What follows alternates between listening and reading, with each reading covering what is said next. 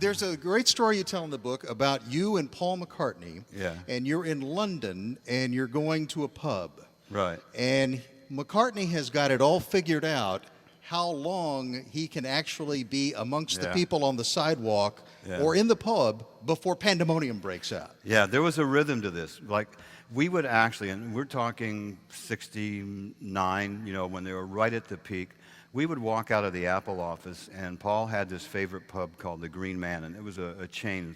For those of you who spent time in England, there's a group of them, but there was this one he liked, and we would walk out of the office, walk right through the center of London, and nobody would expect a Beatle to be walking about. And as we'd walk down the street towards the pub, people would be walking back like this, and it was like the wake of a motorboat or something. They would walk like this, and they were walking, and they would go, "Wait a minute," and they would turn around and face the other way, and that was Paul.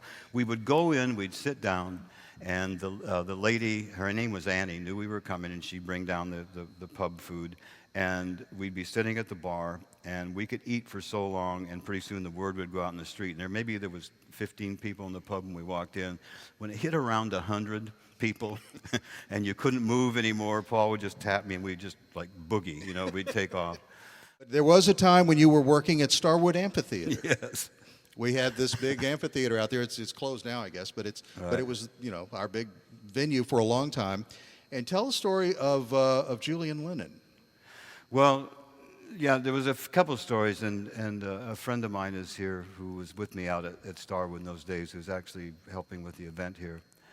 But I hit bottom, and I couldn't get a job. I couldn't get a job in the record companies that I used to run. Just everything went wrong. I got a job humping amps out at the Starwood Amphitheater, and Julian Lennon is headlining.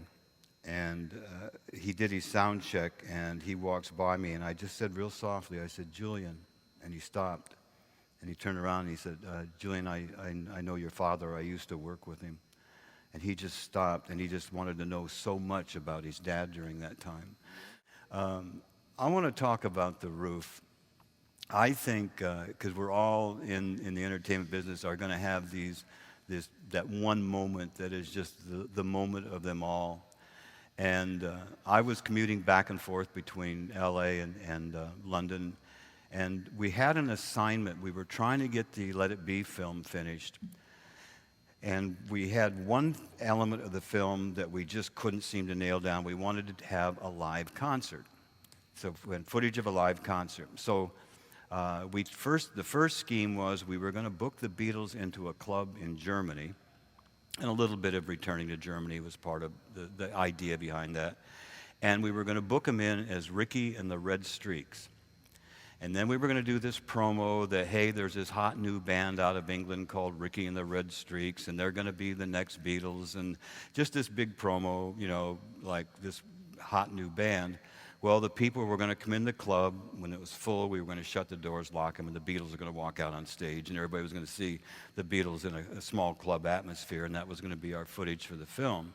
But we couldn't keep the secret. No matter how hard we tried, somebody always found out. And somebody said, we're going to do the footage. We're going to do it tomorrow. We're going up on the roof.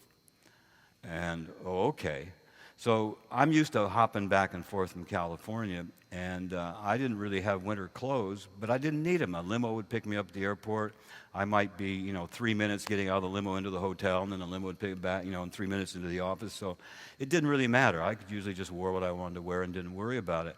Okay, now we're going up on the roof, and we set a time for 1 o'clock the next day, and so about an hour before the thing, I go, "It's freezing up there." I went up there, it was just freezing. So I ran down the street, and the first thing I could find, I just wanted a coat, and the first thing I could get was a white top coat. And so I bought it, I grabbed it. I go back up, and it wasn't really a top coat, it was really a raincoat, and I hit the roof, and that thing froze stiff. You could have set it and walked away from it, So the other part of it wasn't really keeping me warm either, because I wasn't, But the good news is it was white, so it's easy to see me in the film because everybody else was wearing black. But that day came. I cannot believe I was there for this. And we set a 1 o'clock showtime. And the Beatles, I walked up to give George or somebody a message. They had taken one of the offices in Apple and were using it like a dressing room. And I walked in, and here's these 4 young guys, and they're nervous. They're nervous like a band going for an audition. That's why I thought it was funny that the comment at the end when Lennon said, did we pass the audition? Yeah, You know? on behalf of the band. But they were like going over their set notes, and they were like nervous, and it was kind of caught me by surprise. The concert, where the thing was set for 1 o'clock, they broke through the door going onto the roof at 1 o'clock, just like they were going on stage. And we locked the doors downstairs.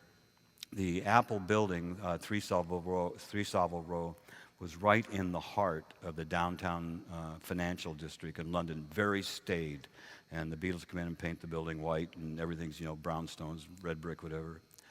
And they came out, and we locked the doors, and something magic happened. For those of you who have ever heard the raw tapes from that concert, to think that we're on top of a 6-story building, and it's freezing cold, and these guys haven't done a live show together in a long time, it's a pretty amazing concert. But something magic happened that day.